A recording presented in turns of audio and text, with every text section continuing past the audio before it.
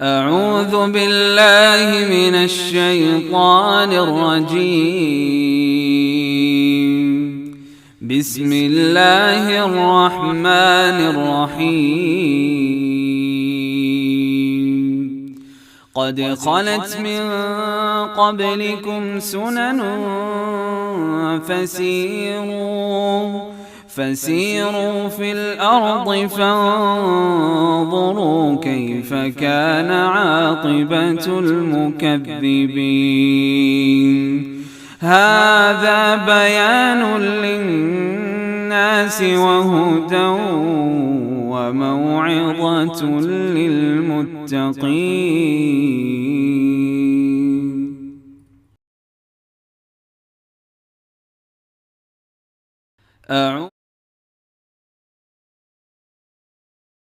السلام علیکم ورحمۃ اللہ وبرکاتہ۔ پارہ نمبر 28۔ نحمدہ و نصلی علی رسولہ الکریم، اما بعد فاعوذ باللہ من الشیطان الرجیم۔ پارہ نمبر 28 سورۃ مجادلہ سے شروع ہوتا ہے اور سورۃ تحریم پہ پورا ہوتا ہے۔ پورے پارے کو اگر آپ لے لیں تو محبتوں کا امتحان ہے، کہیں غصے کا امتحان ہے اور کہیں زبان کا امتحان ہے اور کہیں ایمان کا امتحان ہے، اور خاص طور پہ اس بارے میں خواتین کو دین اور گھر کو کیسے ساتھ چلائیں، اس پہ بہت گائیڈ لائن ہے۔ اور اس بارے میں آپ دیکھیں گے کہ ہر صورت میں گھریلو زندگی کا کہیں نہ کہیں ذکر ضرور ہوگا۔ سب سے پہلا واقعہ حضرت خولہ کا ہے۔ سورۃ مجادلہ اسی کے بارے میں نازل ہوئی۔ اصل میں ایک عورت کا معاملہ ہے کہ جس کو وقت کے رواج کے مطابق شوہر کی بات سے طلاق ہو گئی۔ نبی صلی اللہ علیہ وسلم کچھ نہ کر سکے کیونکہ وہ اللہ کے حکم سے پہلے کوئی بات نہیں کہتے تھے۔ اسی نے وہیں بیٹھ کر اللہ کو پکارا اور 7ویں آسمان سے آواز آتی ہے، قد سمع اللہ قول التی تجادلک فی زوجہا۔ حضرت عائشہ کہتی ہیں کہ میں اس عورت سے قریب ہی تھی مسجد میں، لیکن میں اس کی خسر پسر تو سن رہی تھی لیکن سمجھ نہیں پا رہی تھی، لیکن اللہ نے 7ویں آسمان سے اس کا جواب دے دیا۔ اس پوری صورت میں ہر آیت میں لفظ اللہ دکھے گا، اور حقیقت ہے کہ اللہ تعالیٰ بندے کے اتنا قریب ہے کہ وہ اس کے ہر معاملے کو جانتا ہے۔ پھر اس میں زہار کی سزا دی گئی، اور محسوس ہوتا ہے کہ زبان سے نکلے ہوئے چند الفاظ کی اتنی بڑی سزا کہ 2 مہینے کے مسلسل روزے رکھنے پڑیں گے۔ ایک بھی چھٹ گیا تو پھر نئے سرے سے شروع کرنی پڑے گی، اس لیے کہ اللہ کی حدیں کو کھیل نہیں، مذاق نہیں ہے۔ آیت نمبر 6 کا یہ حصہ قابل غور ہے۔ احصاہ اللہ ونسو، اللہ نے ان کے ایک ایک لفظ کو، ایک ایک چیز کو گن رکھا ہے، لیکن وہ اس کو بھول گئے۔ حقیقت ہے کہ انسان گناہ کرتا ہے پھر بھول جاتا ہے، لیکن اللہ تعالیٰ قیامت کے دن اس کو پورا لکھا ہوا دکھا دیں گے کہ یہ سب کچھ تمہارے لیے میں نے تیار کیا تھا۔ پھر اس کے بعد نجوہ کی بات ہے۔ کسی محفل میں 2 لوگ ہیں تو وہ دونوں تو کوئی بھی بات کر لیں، لیکن اگر 3 ہو تو کانوں میں بات نہیں کرنی چاہیے، یہ بری بات ہے۔ آپ کہہ سکتے ہیں کہ نجوہ اجتماعی غیبت کا نام ہے۔ جب کسی گروہ میں بیٹھ کر کسی میٹنگ میں کوئی بات ڈیسائیڈ ہو گئی، اس کے بعد وہاں سے اٹھ کر 2 لوگوں کا آپس میں بات کرنا، یہ نجوہ کہلاتا ہے۔ اس سے دل خراب ہوتے ہیں، بہت سے شکوے آ جاتے ہیں، تو یہ نہیں کرنا چاہیے۔ پھر آپس میں بات چیت کرنے کے ادب سکھائے جا رہے ہیں، اور محفلوں میں کشادگی پیدا کرنے کی ضرورت ہے۔ حقیقت ہے کہ مومن کا دل بہت بڑا ہوتا ہے، وہ دوسروں کی باتوں کو بھی برداشت کرتا ہے اور ان کے لیے جگہ بھی بنا دیتا ہے، اور جب کسی کو اس کی جگہ سے اٹھا کر تھوڑا سا ادھر ادھر کر دیا جائے تو مائنڈ نہیں کرنا چاہیے، یعنی انا کا شکار نہیں ہونا چاہیے۔ یہی خوبصورت زندگی کا راستہ ہے۔ اسی صورت میں ہمیں پتہ چلتا ہے کہ جب نبی صلی اللہ علیہ وسلم جیسے مصروف شخص سے لوگوں نے بہت لمبی چوڑی باتیں کرنی شروع کر دیں، تو اللہ تعالیٰ نے ایک وقتی طور پہ تعدیباً یعنی ادب سکھانے کے لیے یہ شرط رکھ دی کہ جب نبی صلی اللہ علیہ وسلم سے بات کرنی ہو تو اس سے پہلے کچھ صدقہ دے دو۔ اس بات کے بعد لوگوں نے بات ہی کرنا چھوڑ دی، تو اللہ تعالیٰ نے اس کا تذکرہ آیت نمبر 12 اور 13 میں کر دیا کہ کیا ہوا، تم اب ڈر گئے ہو اس بات پہ۔ یہاں سے پتہ کیا چلتا ہے کہ جو لوگ اجتماعی کاموں میں ہوں اور مصروف ہوں تو ان کے آرام کا، ان کے وقت کا خیال رکھنا چاہیے۔ بے وقت فون بھی نہیں کرنے چاہیے اور بہت لمبی کالز بھی نہیں کرنی چاہیے۔ ضرورت کی بات ضرور کی جائے، لیکن ہر وقت اور بے تکی بات، اور خاص طور پہ یہ کہنا بس 2 منٹ کی بات ہے اور آدھا گھنٹہ تک بات ہی کرتے جانا، یہ درست طریقہ نہیں ہوتا۔ وہ لوگ جنہوں نے اپنی زندگی کو بہت ہی سوچ سمجھ کے گزارنا، ان کے پاس تو 2 منٹ بھی بہت بڑے ہوتے ہیں۔ پھر اس کے بعد آیت نمبر 19، استحوذ علیہم الشیطان فانساہم ذکر اللہ، ان پر غالب آ گیا شیطان اور اس نے ان کو اللہ کا ذکر بھلا دیا۔ یہی لوگ شیطان کی پارٹی کے لوگ ہیں۔ خوب جان لو کہ شیطان کا گروہ ہی خسارے والا ہے، یہ آیت بہت ڈرانے والی ہے کہ جب کسی انسان کا تعلق شیطان یا شیطان نما لوگوں سے ہو جاتا ہے تو ایسے لوگ جو ہیں وہ پھر اللہ کے حکموں کو تو بھول جاتے ہیں اور دین کے بارے میں بڑی بڑی بحثیں کرتے ہیں، اور پھر ایسے لوگ ہی اصل میں نقصان میں ہوں گے، اور ایسے لوگوں کو بھی شیطان بھلوا دیتا ہے وہ ساری باتیں جو اللہ تعالیٰ نے ان کو کرنے کو دی ہوتی ہیں۔ آیت نمبر 22 میں بھی امتحان ہے کہ جو لوگ اللہ کے گروہ میں شامل ہونا چاہتے ہیں پھر وہ اپنے خاندان اور برادریوں ان سب کو اللہ اور اس کے رسول اور اللہ کے راستے کے کاموں سے نیچے رکھتے ہیں، اور خوشخبری دے دی آخر میں الا ان حزب اللہ هم المفلحون، یہی لوگ کامیاب ہیں۔ اس کے بعد سورۃ حشر ہے جس میں غزوہ بنو نذیر کا تذکرہ ہے، کیسے ایک مسلمان عورت کی بے حرمتی کرنے کی سزا یہ ملی کہ ایک جنگ برپا ہو گئی۔ حقیقت ہے کہ نبی صلی اللہ علیہ وسلم کی زندگی میں کسی مسلمان عورت کی طرف کوئی بات نہیں کر سکتا تھا، نظر اٹھا کر نہیں دیکھ سکتا تھا، لیکن کچھ لوگوں نے اہل کتاب میں سے اس کی کوشش کی، اس پر جنگ ہوئی، اور اس جنگ میں پھر ان کو منہ کی کھانی پڑی، اور کئی سالوں سے وہاں موجود تھے لیکن ان کو اپنے گھر بار اکھیڑ کر وہاں سے جانا پڑا۔ اس سے کیا پتہ چلتا ہے کہ اسلام میں کسی کی بھی عزت بڑی اہم ہے، اور کسی کو اس طرح سے رسوا نہیں کیا جا سکتا کہ وہ بے عزت بھی ہو اور بدنام بھی ہو۔ پھر اس کے بعد جنگ کی کچھ ٹیکٹکس ہیں کہ وہ درخت جو راستے میں آ رہے تھے ان کو کہا کاٹ دیا جائے، آیت نمبر 5 ہے، لیکن اس پہ اس دور کے بنی اسرائیلیوں نے بہت زیادہ شور مچایا، اور حقیقت ہے کہ کچھ لوگ آج جانوروں کے حقوق پہ بات کرتے ہیں، پودوں کے حقوق پہ بات کرتے ہیں، اور لیکن انسانوں کو بعض دفعہ گاجر اور مولی کی طرح کاٹا جاتا ہے۔ پھر اس کے بعد مال فے کا تذکرہ ہے کہ جس میں بغیر لڑائی کے مال حاصل ہو جائے تو اس کے بارے میں اللہ کے رسول یا آج کے خلیفہ کو اختیار حاصل ہے کہ اجتماعی کاموں پہ اس کو کہیں بھی لگایا جائے اور مجاہدین کو اس میں حصہ نہ ملے۔ بہت ہی خوبصورت ہوتی ہے فلاحی ریاست جس میں وقت اور ضرورت کے مطابق نیڈ آف دی آور کو دیکھ کر لیڈر فیصلہ کرتا ہے اور کوئی بھی اس میں اعتراض نہیں کرتا۔ لوگ اپنے ذاتی مفادات کے لیے قوانین نہیں بناتے بلکہ جو قانون ہے انہی کو اپنانے کی کوشش کرتے ہیں۔ آیت نمبر 8 میں فقیر مہاجرین کی تعریف کی گئی ہے کہ جن کو اللہ کی خاطر ان کے گھروں اور مالوں سے نکالا گیا، لیکن اللہ تعالیٰ نے پھر ان کی کیسی مدد کی، اور اصل میں اللہ کے لیے کچھ چھوڑنا اپنے ایمان کی صداقت کو ثابت کرنے کے برابر ہے۔ پھر اس کے اگلی آیت میں انصار کی تعریف ہے، آیت نمبر 9، کہ جنہوں نے مہاجرین کو ہاتھ دیا اور آگے بڑھ کر ان کو گلے سے لگایا، اور سب سے بڑی بات ہے کہ وَيُؤْثِرُونَ عَلَىٰ أَنفُسِهِمْ وَلَوْ كَانَ بِهِمْ خَصَاصَةٌ، اپنا پیٹ بھوک سے چپکا کیوں نہ ہو لیکن انہوں نے ان کو پیٹ بھر کر کھانا کھلایا۔ ایک خاص صحابی کے بارے میں آتا ہے کہ جنہوں نے مہمان کو خبر نہ ہونے دی، چراغ کو ٹھیک کرنے کے بہانے بیوی نے چراغ بند کیا اور وہ صرف خود ہی منہ ہلاتے رہے، اور ایک ہی بندے کا جو کھانا تھا وہ مہمان کھا گیا۔ اللہ تعالیٰ نے وحی کے ذریعے نبی صلی اللہ علیہ وسلم کو یہ خبر دے دی کہ آپ کے صحابی نے اتنا پیارا کام کیا ہے۔ ذرا آج سوچیے کہ ہمارا یہ مسلم ہوڈ ہے، کیا آج یہ بردرہڈ ہے اسلام کے نام پہ؟ ہمارا تو حال یہ کہ ہمارے گھر میں کھانا ضائع ہو رہا ہوتا ہے، اور دنیا میں کتنے لوگ ہیں جو ایک صرف بھوک کی وجہ سے مر جاتے ہیں۔ اسی لیے پھر اگلی آیتوں میں کہہ دیا کہ میں یوں کہ شُخَّ نَفْسِهِ فَأُولَٰئِکَ هُمُ الْمُفْلِحُونَ، کہ جو بخل سے بچا لیا گیا وہی کامیاب ہے۔ دعا یہ کرنی ہے کہ اللہ تعالیٰ ہمیں بخل سے بچا لے۔ پھر آیت نمبر 10 بہت ہی خوبصورت طریقے سے ایک مسلمان کے دل کی وسعت کو ثابت کرتی ہے کہ اس کی دعاؤں میں نہ صرف یہ کہ اپنی ذات ہوتی ہے بلکہ پچھلے گزرے ہوئے لوگ بھی ہوتے ہیں، اور جو دنیا سے چلے گئے ان کے لیے نہ غل اور نہ کینہ ہے۔ افسوس کی بات ہے کہ بعض دفعہ لوگ دین کے نام پہ دوسرے دیندار علماء یا ان کے استادوں کا مذاق اڑاتے ہیں، دوسرے مذہبی رہنماؤں کا مذاق اڑاتے ہیں۔ تو یاد رکھیے گا کہ جو بھی علماء ہیں نا وہ خاندان کے بڑوں کی طرح ہوتے ہیں۔ ہم کو ہر مسلک، ہر مذہب کے یا بڑے عالم کی عزت کرنی ہے، بات وہ مانی ہے جو قرآن اور سنت کے مطابق ہے، لیکن کبھی کسی کا مذاق نہیں اڑانا اور کبھی کسی کے لیے دل میں کچھ بھی ایسی نہیں کرنی۔ تو دعا کریں کہ ہمارے دلوں سے غل نکل جائے، شخ نکل جائے، یہ جنتیوں کے دل بن جائیں گے اگر آج ہم نے اس پہ عمل کرنے کی کوشش شروع کی۔ پھر اس کے بعد دوبارہ کچھ منافقوں کی باتیں، کسی بھی صورت میں جنگ کا ذکر آئے تو یہ کبھی ہوا نہیں کہ نفاق کا ذکر نہ ہو، کیونکہ مشکل حالات میں ہی تو ایمان اور نفاق کا فرق پتہ چلتا ہے، اور ان کی بزدلی کی بات بھی کی گئی، اور ساتھ ہی ساتھ یہ بتا دیا کہ شیطان لوگوں کو دھوکے دیتا ہے لیکن عین وقت پہ بھاگ جاتا ہے، آیت نمبر 16 ہے۔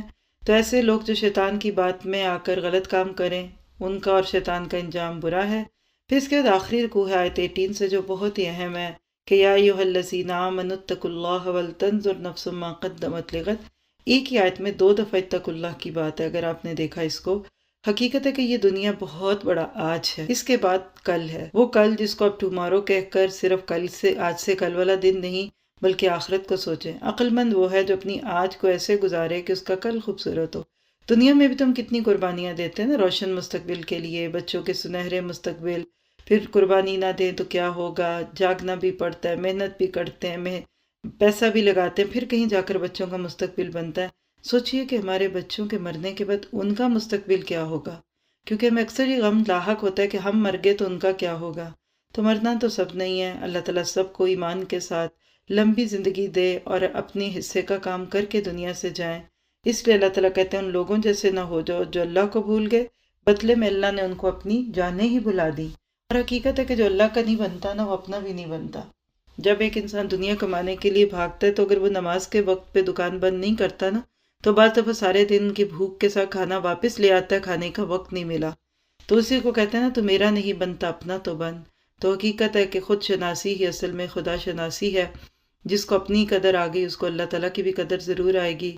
آیت 20 میں ایک سوچ دی کہ جنتی اور جہنمی برابر نہیں ہو سکتے، کیونکہ دونوں کا جینا فرق، مرنا فرق، دونوں کا لائف سٹائل فرق ہے، چوائس فرق ہے، پرائرٹیز فرق ہے، ان کے کھانے پینے سے لے کر ان کی سوچوں میں فرق ہے. تو یہ کیسے ہو سکتا ہے؟ جنت اور جہنم کسی ایک پارکنگ لاٹ کے دو ایگزٹس نہیں ہیں یا انٹرسز نہیں ہیں. جنت اوپر ہے، جہنم نیچے ہے. آپ امیجن کریں پہاڑی پہ جانے والا، اس کو بڑی مشکل سے اوپر جانا پڑتا ہے، گاڑی بھی بڑی سٹرونگ لینی پڑتی ہے اور نظر بھی جمانی پڑتی ہے. اس کے برعکس جس کو پہاڑ سے نیچے اترنا ہوتا ہے تو بس وہ بریک سے پاؤں اٹھا لے اور سٹیئرنگ کو کنٹرول کر لے. تو اوپر جانے والا جنت کا راہی ہے اور نیچے جانے والا جہنم کا راہی ہے. میں آپ خود سے پوچھ لیں کہ ہم کدھر جا رہے ہیں؟ آسانیاں چاہیں گے تو پھر تو نیچے جانے میں آسانی ہے. خفت الجنت بالمکارہ، جنت مشکلات سے گھیر لی گئی تو اوپر جانا پڑے گا. اور خفت النار بالشہوات، خواہشات سے ڈھانک دی گئی جہنم. تو ہمیشہ اپنی زندگی میں سوچ سمجھ کر انسان فیصلہ کرے کہ مجھے آسان راستہ لینا ہے یا صحیح راستہ لینا ہے. کبھی بھی کوئی شخص ایسا راستہ نہیں لے گا جس میں راستے کی بڑی خوبصورتیاں ہوں لیکن اینڈ پہ ایک جنگل اور وہاں شیر ہو اور وہ اس کو کھا جائے، یا چور ہوں اور ان کو لوٹ جائیں، سانپ بچھو اور جو ان کو ڈس جائیں. ہمیشہ انسان کہتا ہے راستہ جیسا بھی ہو بس منزل اچھی چاہیے. اللہ تعالیٰ ہمیں صحیح منزل کا انتخاب کرنے والا بنائے. اور آخری آیات میں اللہ تعالیٰ کے نام اتنے خوبصورت طریقے سے آتے ہیں کہ جس کو واقعی اگر سن لیا جائے صبح و شام میں تو پھر اللہ تعالیٰ کی بڑائی کا نقش دل پہ مضبوط سے مضبوط ہوتا ہے. سورۃ ممتحنہ بھی امتحان والی صورت ہے. اس میں ایک خاص واقعہ ہے خاطب نبی بلتا کا کہ جنہوں نے مکہ والوں کو صرف اس لیے میسج دے دیا کہ نبی صلی اللہ علیہ وسلم آ رہے ہیں فوج کو لے کر کہ اگر جنگ ہوئی تو میرے بچوں کو وہ کچھ نہ کہیں. چونکہ بیوی بچوں کی محبت میں یہ معاملہ ہوا تھا تو اللہ تعالیٰ نے اس پہ آیتیں نازل کر دیں کہ کیا تم اپنی اولاد اور اپنے بچوں، بیوی کو اللہ اور اس کے رسول سے اوپر رکھو گے؟ لیکن اللہ کے نبی چونکہ بہت ہی زیادہ زیرک لیڈر تھے تو آپ نے حاتب بن ابی بلتا کے عذر کو قبول کیا اور ان کو کچھ نہ کہا، اور وہ غزوہ بدر میں بھی شریک ہو چکے تھے. یہاں پتہ چلتا ہے کہ بہت ساری چیزیں انسان اولاد کی محبت میں کرتے ہیں. پھر اسی لیے آگے آیت نمبر 4 سے حضرت ابراہیم کو رول ماڈل کے طور پہ پیش کیا گیا کہ ساری زندگی تو وہ جہاد ہی کرتے رہے. کبھی خاندان کے آگے کھڑے ہوتے ہیں تو کبھی باپ اور کبھی برادری کے آگے. تو یاد رکھیے کہ دو تقاضے جب ساتھ ساتھ چلے، ایک طرف اللہ کا تقاضا ایک طرف دنیا کا ٹکراؤ ہو تو پھر آپ کا میرا انتخاب اللہ کا راستہ ہونا چاہیے. عام حالات میں تو سب ٹھیک ہی رہتا ہے. اور ساتھ ہی ساتھ بتا دیا کہ لَقَدْ كَانَ لَكُمْ فِيهِ أُسْوَةٌ حَسَنَةٌ، ان کے لیے اس میں بہت بڑا اسوہ ہے. اور حقیقت ہے کہ یہ لوگ روشنی کے مینارے ہیں، ہم ان کو دیکھتے ہوئے چلتے جائیں تو انشاءاللہ جنت تک تو پہنچ ہی جائیں گے. پھر اس کے بعد اللہ تعالیٰ نے انصاف اور عدل کی بات کرتے ہوئے کچھ اور باتیں جو آپ کی زندگی کے حالات سے متعلق تھیں. اور آیت نمبر 10 سے آخر میں وہ عورتیں جو مسلمان ہو کر مکہ سے مدینہ آتی تھی، ان سے جو ان کے ساتھ معاملہ ہوتا تھا اس کا تذکرہ ہے، کیسے ان کے شوہروں کو حق مہر واپس کر دیا جاتا ہے. اسی طرح جن مسلمانوں کی بیویاں اگر کافر ہو کر واپس چلی جاتی مکہ میں تو ان سے ان کے حق مہر لیے جاتے. یہاں سے ایک تو حق مہر کی اہمیت کا پتہ چلتا ہے، عام حالات میں نہ دے کوئی تو کیا بنے گا. دوسرا یہ پتہ چلتا ہے کہ وہ دور بہت ڈائنامک تھا، ہر گھر میں گڑبڑ ہو رہی تھی، کوئی گھر ٹوٹ رہا تھا، کہیں شوہر مسلمان ہو رہا ہے تو بیوی کفر پہ، کوئی شوہر اپوزٹ معاملہ ہے. تو ایسے لگ رہا تھا جیسے اسلام کے آنے سے گھروں میں لڑائیاں شروع ہو گئیں. کہیں دو بہنیں ایک شخص کے نکاح میں تھی تو ایک کو طلاق دینے کا حکم ہوا. تو اس وقت میں یہ بتا دیا گیا کہ جب بھی اسلام اپنے عروج پہ آئے گا، جب آپ اسلام کو دین کے طور پہ لاگو کریں گے، ایسا ہی ہوگا. آج بھی یہ مشہور ہے، گھروں میں لڑائیاں شروع ہو جاتی ہیں، یہ دین لڑائی کراتا ہے. نہیں، لڑائی نہیں کراتا. اصل یہ ہوتا ہے کہ ہم نے اللہ کے حقوق بندوں کو دے دیے ہوتے ہیں، بس وہ اللہ والے حق واپس لیتے ہیں تو لوگ چونکہ عادی ہو چکے ہوتے ہیں وہ اس پہ ناراض ہوتے ہیں. تو اللہ کو اس کی جگہ پہ رکھے، بندوں کو اس کی جگہ پہ رکھے تو باقی باتیں خود بخود اپنی جگہ پہ آ جاتی ہیں. اس کے بعد جو مومنات عورتوں سے بیعت لی جاتی تھی اس کا تذکرہ اس میں بھی آپ دیکھیے کہ ایک مومن عورت کے لیے خوبصورت طریقے سے ایک چیک لسٹ بن جاتی ہے کہ ایمان لا کر میں یہ سب کام تو نہیں کرتی، یعنی اللہ کے ساتھ شرک تو نہیں ہے، چوری تو نہیں ہے میری عادت میں، زنا یا اس کے کوئی قربات تو نہیں ہے، قتل اولاد چاہے وہ ابارشن کے نام پہ ہے یا بیٹے کی خواہش میں ہے یا بیٹی کے نہ ہونے پہ ہے یہ تو نہیں ہے، یا اولاد کی غلط تربیت کی صورت میں تو یہ جرم نہیں کر رہی، کیا کسی دوسرے پہ بہتان تو نہیں لگاتی ہاتھ اور پاؤں سے۔ اگر یہ سب کچھ ہو گیا تو واستغفر لہن اللہ، اگر ایسا ہے تو پھر دعا کرنا بہترین حال ہے کہ انسان اللہ تعالیٰ کی پکڑ سے بچ جائے۔ اور آخر میں اللہ تعالیٰ نے کہہ دیا کہ ایسی قومیں جن پر اللہ کے غضب ہوئے تم ان کی طرح کے نہ بن جاؤ۔ سورت صف نام سے ہی لگ رہا ہے کہ ڈسپلن سکھانے والی سورت ہے، پیچھے صافات تھی اب صف ہے، یہاں سے صف کی اہمیت بھی اور دین میں آرگنائزیشن کی اہمیت بھی سمجھ آتی ہے۔ اور شروع میں ہی بتا دیا گیا کہ لما تقولون ما لا تفعلون، آیت 2 میں، کہ تم وہ باتیں کیوں کہتے ہو جو کرتے نہیں ہو۔ قول اور فعل کا تضاد عمل کو ختم کر دیتا ہے، اثر کو ختم کر دیتا ہے، لوگوں کا دین سے اعتماد اٹھ جاتا ہے۔ اسی لیے فرما دیا کہ جو باتیں کہتے ہو وہ کرو بھی، کیونکہ اللہ کو ایسے لوگ اچھے نہیں لگتے جو کہیں کچھ اور کرے کچھ۔ آیت 4 میں امت مسلمہ کا ایک آئیڈیل نمونہ پیش کیا گیا کہ سیسہ پھیلائی ہوئی دیوار ہوتے ہیں، نہ کسی پہ کوئی ظلم کرتا ہے، نہ زیادتی کرتا ہے، نہ کوئی لیگ پولنگ کرتا ہے، اور نہ کوئی سیلف پروجیکشن کے طور میں اپنے آپ کو آگے سے آگے رکھ دیتا ہے۔ اس کے بعد حضرت موسیٰ اور عیسیٰ کا تذکرہ کیا گیا کہ کیسے اپنے وقت میں انہوں نے بھی اپنی قوموں کے ساتھ معاملہ کیا، اور اسی میں نبی صلی اللہ علیہ وسلم کی آمد کی خبر بھی ہے آیت نمبر 6 میں۔ یہ بہت بڑی دلیل ہے یہود کو اور نصارہ کو دکھانے کے لیے کہ دیکھیے آپ کی تو اپنی کتاب میں یہ بات موجود تھی کہ جس میں حضرت عیسیٰ نے کہا تھا کہ برسول یاتی من بعدی اسمہ احمد، تو نبی صلی اللہ علیہ وسلم کا نام تورات میں احمد تھا، لیکن اب تو کتابیں ہی بدل دی گئیں تو پھر اس میں کوئی مانے گا بھی تو کیا مانے گا۔ آیت 8 میں اسی بات کا تذکرہ ہے جو سورۃ توبہ میں گزر چکا کہ یہ منہ کی پھوکوں سے اسلام کے نور کو بجھانا چاہتے ہیں، جبکہ اللہ اپنا نور پورا کرے گا، چاہے یہ بات ناگوار گزرے کفار کو۔ آپ دیکھ رہے ہیں کہ اسلام پھیلتا ہی جا رہا ہے۔ آپ نے فرمایا کہ قیامت کے قریب کوئی کچا گھر بھی ایسا نہیں رہے گا جس میں اسلام نہ آئے، تو آج وہی کیفیت ہے۔ دعا کریں کہ اللہ تعالیٰ مجھے آپ کو اس میں کہیں کھپا لے اور ہم آج اسلام کی اس نشر و اشاعت میں اپنا حصہ ڈال سکیں۔ آیت نمبر 9 میں بتا دیے کہ اسلام غالب آنے والی چیز ہے، یہ نیچے نہیں رہے گا، جس نے اسلام کو دبایا اتنا اسلام ابھر کے آیا، جب بھی مسلمانوں پر کوئی فتنہ آیا، کوئی آزمائش آئی، اتنا ہی اسلام اس کے بعد ابھر کر آیا۔ یہ ریکٹس موجود ہیں، آپ جا کے 10-15 سال پیچھے کا واقعہ دیکھ لیجئے، اس کے بعد ریکٹ سیلنگ ہوئی قرآن پاک کی بھی، اور اسی طرح سے اسلام کی طرف آنے والوں کے قدم بھی اور زیادہ بڑھنے لگے۔ آیت 10 میں ایک خوبصورت تجارت کی دعوت ہے جو عذاب علیم سے نجات دے۔ کرنا کیا پڑے گا؟ اللہ پر ایمان، اس کے رسول پر ایمان، پھر اس کے راستے میں جہاد کرنا یعنی محنت کرنا، مال بھی لگانا اور جان بھی لگانا۔ یہ سب کچھ بہتر ہے، ملے گا کیا؟ یغفر لکم ذنوبکم، چند سیکنڈ کے لیے سوچیں کہ ہمارے گناہ معاف ہو جائے، اس سے بڑی اور کیا بات ہوگی۔ اور اسی طرح جنتوں میں داخلہ اور خوبصورت پاکیزہ گھر، جنت کے پاک گھر ہوں گے، انٹرسٹ فری گھر ہوں گے، لون فری گھر ہوں گے، اور وہاں کوئی خرافات نہیں ہوں گی۔ ایسے گھر جب دنیا میں بن جاتے ہیں تو حقیقت میں جینے کا مزہ آنے لگتا ہے، اور سب سے بڑھ کر قریب کی فتح یعنی دنیا میں بھی اللہ تعالیٰ عزت عطا فرماتے ہیں۔ پھر اس کے بعد آخر میں یہ بتا دیا گیا کہ دین کے کام تنہا نہیں ہوتے، وقت کا نبی ہی کیوں نہ ہو اس کو بھی کہنا ہی پڑا کہ من انصاری اللہ، کیونکہ دین کا کام ایک ٹیم کے ساتھ ہوتا ہے، اکیلا بندہ دین کو لاگو نہیں کر سکتا، اس کے لیے سب کی ضرورت ہے۔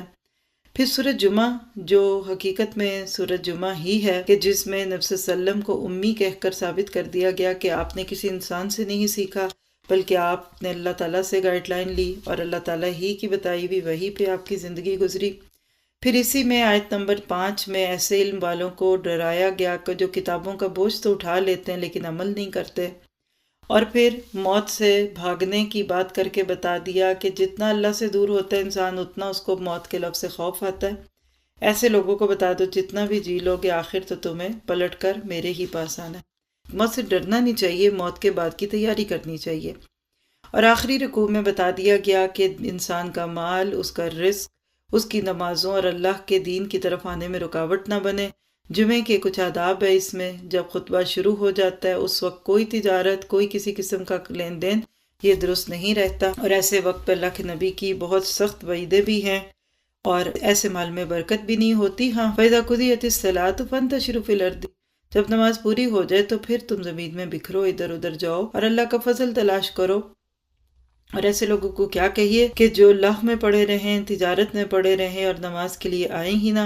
اللہ تعالیٰ سب کو ہدایت دے۔ حدیث میں آتا ہے کہ 3 جمعے مسلسل چھوڑنے والے کے دل پر مہر لگ جاتی ہے، یعنی پھر دل میں نفاق آنے لگتا ہے۔ اللہ تعالیٰ ہمیں بچائے۔ پھر سورۃ منافقون ہے، نام سے ہی ظاہر ہے، کھل کر منافقوں کی صفات ہیں۔ تقریباً 18 سے 20 صفات ہیں منافقوں کی۔ زبان سے تو کلمہ پڑھتے تھے لا الہ الا اللہ محمد رسول اللہ کا، لیکن دل گواہ نہیں تھے۔ اپنی قسموں کو ایک ڈھال کے طور پر استعمال کرتے ہیں تاکہ ہم نام کے مسلمان تو رہیں، اور ایسے لوگوں کے دلوں پر مہر لگ جاتی ہے۔ پھر اگلی ان کی صفت کیا ہوتی ہے کہ اپنے جسم کی بہت حفاظت کرتے ہیں، خوب بنے ٹھنے رہتے ہیں تاکہ لوگ ان سے متاثر بھی ہوں۔ بات کرتے ہیں تو بڑی میٹھی کرتے ہیں، لیکن ان کا حال کیا، کانہم خشب و مسندہ، دیوار کو لگی ہوئی لکڑیاں، یعنی صرف ڈیکوریشن پیسز ہیں، کارآمد نہیں ہے۔ پیچھے سورت ابراہیم میں مومن کو ایک درخت تشبیہ دی گئی تھی، یہاں منافق کو لکڑی سے دی گئی۔ اگر آپ دیکھیں تو درخت تو زمین میں جڑا ہوتا ہے، اس میں تو ہمیشہ گروتھ ہوتی ہے، جبکہ لکڑی تھوڑی دیر پڑی رہے تو کبھی اس کو پھپھوندی لگ جاتی ہے، کبھی پانی میں پڑی رہے تو گل جاتی ہے۔ تو منافق کی مثال کتنی مختلف ہے مومن کی مثال سے، اور ہر نیکی کے حکم کو اپنے خلاف سمجھتے ہیں کہ پتہ نہیں ہم پہ بجلی گر گئی کہ ہمیں یہ کام کرنا پڑے گا۔ پھر فرمایا یہ دل سے تمہارے دشمن ہیں، اور کبھی ان کو کوئی کہے کہ آؤ اللہ کے نبی سے معافی مانگ لو تو سر اٹھاتے ہیں اور غصے میں اپنے آپ کو ادھر ادھر کر لیتے ہیں کہ ہم نے کیا کیا ہے۔ تو ایسے لوگوں کو پھر ان کے حال پہ چھوڑ دیجئے۔ اور ایسے لوگ ہیں جو دین والوں کو، جو کہ دین پر خرچ کرتے ہیں، ان کو بھی روکتے ہیں کہ آپ اپنے اوپر کیوں اتنا بوجھ لیتے ہیں، اور آپ نہ ان دینداروں کو پروموٹ کریں تاکہ ان کی باتیں نہ چلیں اور یہ یہیں سے ختم ہو جائیں۔ آخری رکوع میں اولاد اور مال کے فتنوں سے پھر آگاہ کیا گیا کہ لا تلہکم ولا اولادکم عن ذکر اللہ۔ حقیقت ہے کہ مال مرد کی کمزوری ہے تو اولاد عورت کی کمزوری ہے۔ اگر نمازیں چھوڑ کر مرد مال کماتے رہیں اور عورتیں بچوں کو سنبھالتی رہیں تو یہ فتنہ ہے، یہ آزمائش ہے۔ ایسے لوگ جو دنیا میں اپنی زندگی کو پھر اس طرح نہیں گزار پاتے تو ان کا موت کے وقت کیا حال ہوتا ہے، اس کی بہت ہی خوبصورت تصویر کشی ہے، جس کو دیکھیں تو واقعی انسان گھبرانے لگتا ہے۔ اللہ تعالیٰ ہم سب کو موت کی حسرت سے بچائے، جب انسان مال کو خرچ کرنے اور تھوڑی سی مہلت مانگنے کی تمنا رکھتا ہے تاکہ اس کو اللہ تعالیٰ تھوڑا سا وقت دے دے، لیکن اللہ تعالیٰ پھر وقت نہیں دیتا۔ کرنے کا کام آج ہے، جو کر لیں گے فائدہ ہوگا۔ سورۃ تغابن بھی قیامت کے ناموں میں سے ایک نام ہے اس کا، اور اس دن بہت بڑے فیصلے ادھر سے ادھر اور ادھر سے ادھر ہوتے جائیں گے۔ حق ادا نہیں ہو سکتا ان صورتوں کا، لیکن حقیقت ہے کہ یہ پارہ پڑھنے کے قابل ہے۔ اس کو تفسیر سے سننا شروع کر دے، پہلی سورت سے شروع کر کے روز ایک ایک کر کے بھی سنیں تو 8-10 دن میں ایک پورا پارہ ہم سن سکتے ہیں، کیونکہ اس میں بھی اللہ تعالیٰ نے یہی بتا دیا کہ جب لوگ دنیا میں پڑے رہتے ہیں اللہ کے حکموں کو چھوڑ کے، اس کی باتوں کو چھوڑ کر، تو قیامت کے دن بہت بڑے بڑے غبن ہوں گے۔ کس طرح ہوں گے؟ لوگ نیکیاں لے جائیں گے، پھر اسی طرح سے نیکیوں کی جگہ گناہ ڈال دیے جائیں گے۔ ایک شخص اس نے گالی دی ہے کسی کو، لوگوں کے گناہ اس پہ ڈال دیے جائیں گے۔ پھر اسی طرح سے بعض دفعہ حقوق العباد میں بہت کمی بیشی ہوتی ہے، بعض لوگ دنیا میں جھوٹ کی بنیاد پہ عزت پا کر بہت بڑے بنے ہوتے ہیں۔ ایسے تمام معاملے قیامت کے دن بدل جائیں گے۔ آیت نمبر 11 میں اللہ تعالیٰ نے بہت خوبصورت اصول دیا کہ جو بھی مصیبت تم کو آتی ہے اللہ کے حکم سے آتی ہے، لیکن جو ایمان لے آتا ہے پھر اللہ اس کے دل کو جما دیتا ہے۔ مشکلات میں دل کا جمنا یہ ایمان کے ساتھ ہی ممکن ہے۔ اللہ تعالیٰ سے دعا ہے کہ وہ ہمارے لیے اس کو آسان کر دے۔ اور قیامت کے دن بہت سارے لوگ ہیں جن کی نیکیاں ان کے بیوی بچے گھر والے کھا جائیں گے، ایسے لوگ اس دن حسرت کا شکار ہوں گے۔ تبھی آیت نمبر 14 میں کہہ دیا کہ دیکھو تمہاری بیویاں اور اولادیں تمہارے دشمن ہیں، اور دشمن ہے تو کیا چھوڑ دو؟ نہیں، فَاحْذَرُوهُمْ، تو ان کے ساتھ اچھا معاملہ رکھو، یعنی ہوشیار رہو، بہت غلط بات نہ مانو، ٹھیک کو مانو، اور ان سے درگزر کرو، معاف کر دو۔ یعنی جتنے بھی ڈکشنری میں لفظ ہو سکتے ہیں معافی کے، وہ سب استعمال کیے گئے کہ تم ان کے ساتھ اچھا معاملہ رکھو، لیکن بس غلط بات نہیں ماننی۔ اور اگر اللہ کو قرض حسنہ دو گے تو اللہ تعالیٰ اس کو بہت بڑھائے گا، تمہارے گناہوں کو بھی معاف کرے گا۔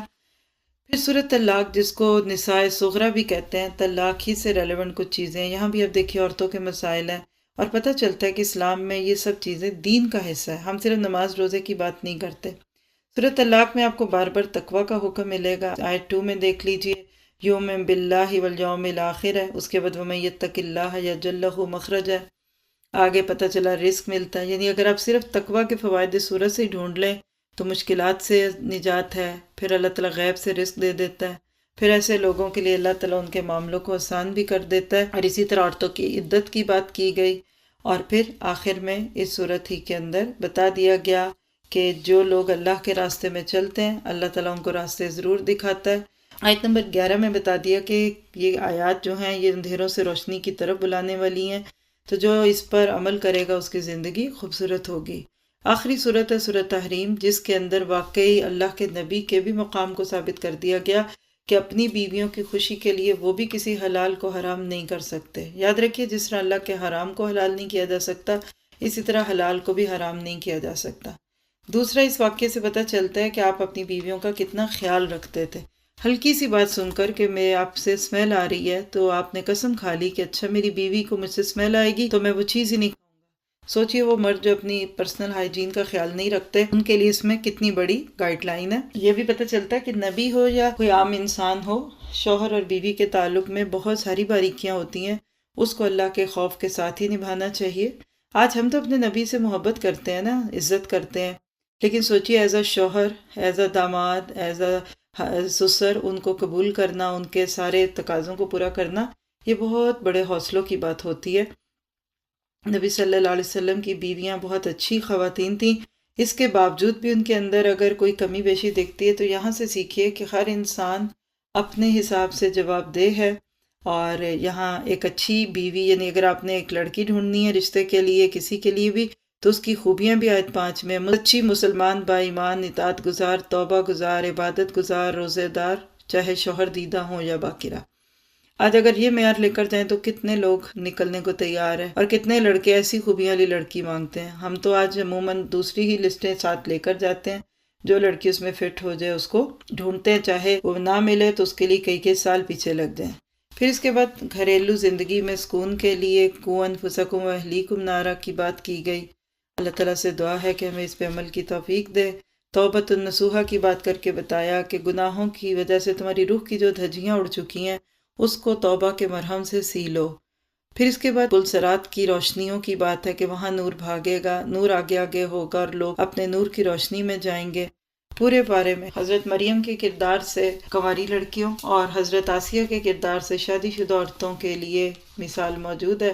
اللہ تعالیٰ میں ہر قسم کی مثال سے فائدہ لینے والا بنا دے۔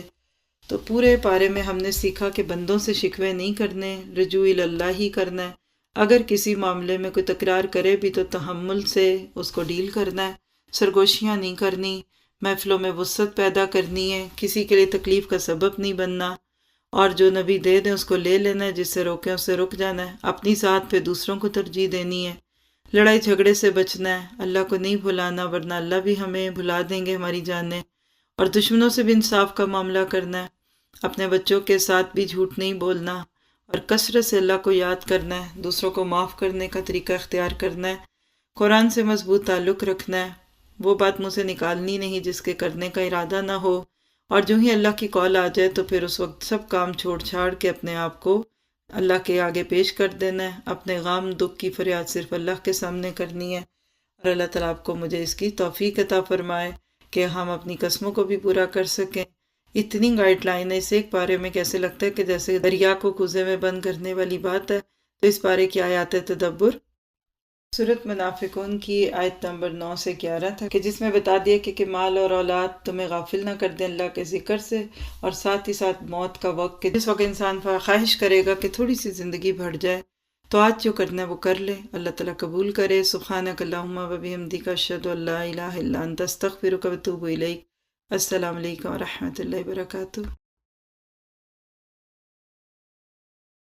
اعوذ باللہ من الشیطان الرجیم، بسم اللہ الرحمن الرحیم۔ قد خلت من قبلكم سنن فسيروا في الأرض فانظروا كيف كان عاقبة المكذبين۔ هذا بيان للناس وهدى وموعظة للمتقين۔